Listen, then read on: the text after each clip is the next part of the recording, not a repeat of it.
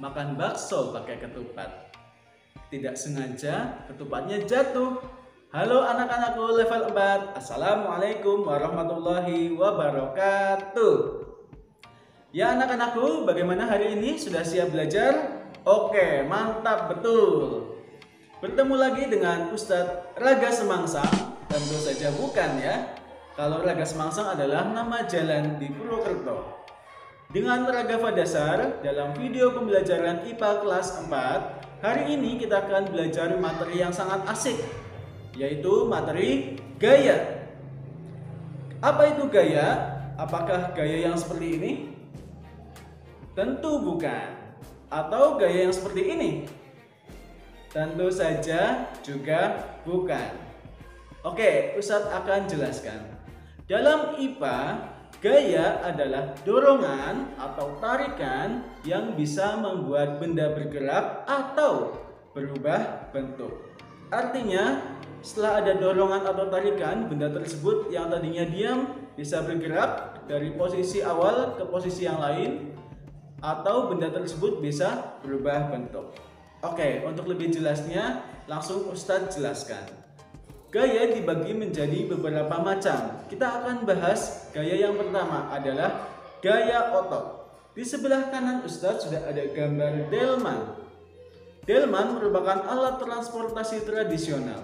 Delman bisa bergerak akibat adanya gaya otot kuda yang menarik delman tersebut. Fahim tuh? Selain itu, gaya otot yang lain, ada seseorang yang sedang mendorong lemari. Nah, lemari ini bergerak akibat gaya otot yang diterimanya.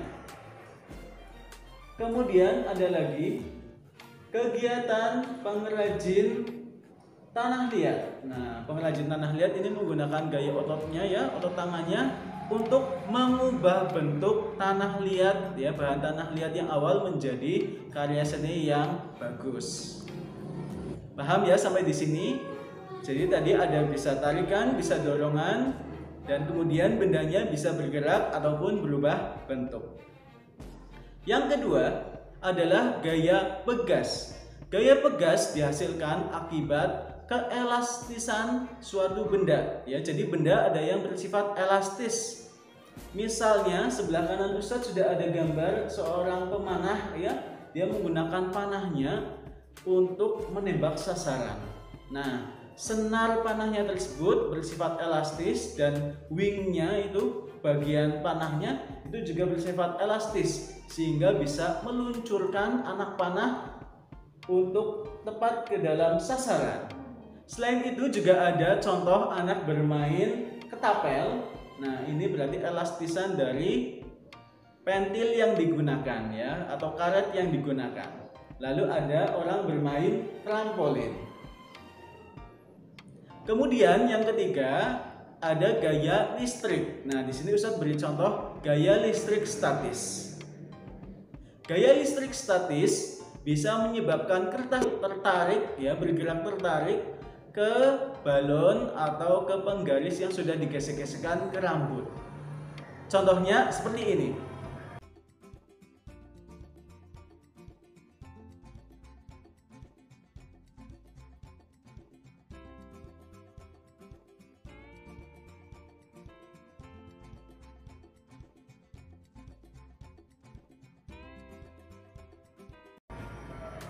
Ya, tadi adalah merupakan contoh dari gaya listrik statis ya.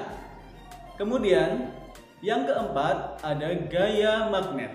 Bumi memiliki dua kutub magnet yang terbesar, berada di utara dan berada di selatan.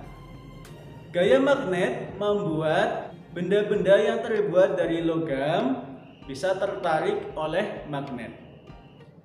Di sebelah kanan Ustadz ada contoh magnet batang. Jika ada magnet batang, di mana jika kita dekatkan sumbu yang sama, maka kedua magnet ini akan tolak-menolak. Namun kebalikannya, jika kita dekatkan sumbu yang berbeda, maka magnet tersebut akan tarik-menarik. Gaya magnet juga dimanfaatkan pada benda yang bernamanya kompas. Kompas jika digunakan selalu mengarah pada utara dan selatan. Mengapa? Karena yang sudah Ustadz jelaskan tadi, kedua sumbu tersebut mencari sumbu magnet yang paling besar, yaitu ada di utara dan ada di selatan. Fahim tuh? Oke, kemudian yang kelima ada gaya gravitasi bumi. Gaya gravitasi bumi menarik semua benda yang ada di bumi menuju ke pusat bumi. Misalnya ada buah jatuh, itu artinya buah tersebut tertarik oleh gaya gravitasi bumi.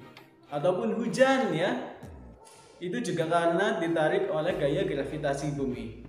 Kita bersyukur pada Allah karena dengan adanya gaya gravitasi bumi, semua benda yang ada di bumi akan tetap berada di bumi, tidak melayang. Oke, yang terakhir ada gaya gesek. Gaya gesek terjadi akibat dua permukaan benda yang saling bersentuhan.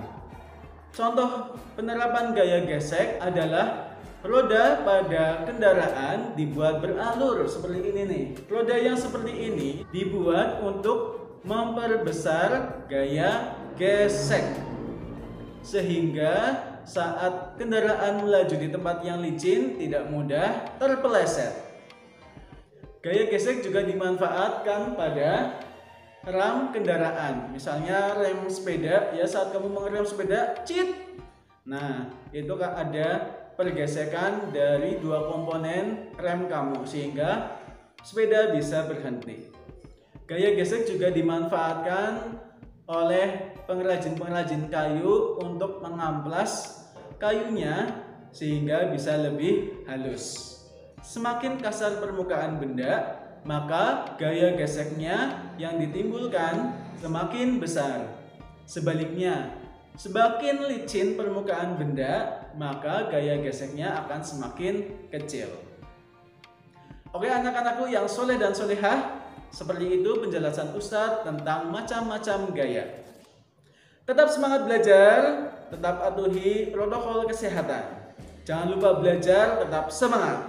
Terima kasih. Syukran jazakumullah. Wassalamualaikum warahmatullahi wabarakatuh.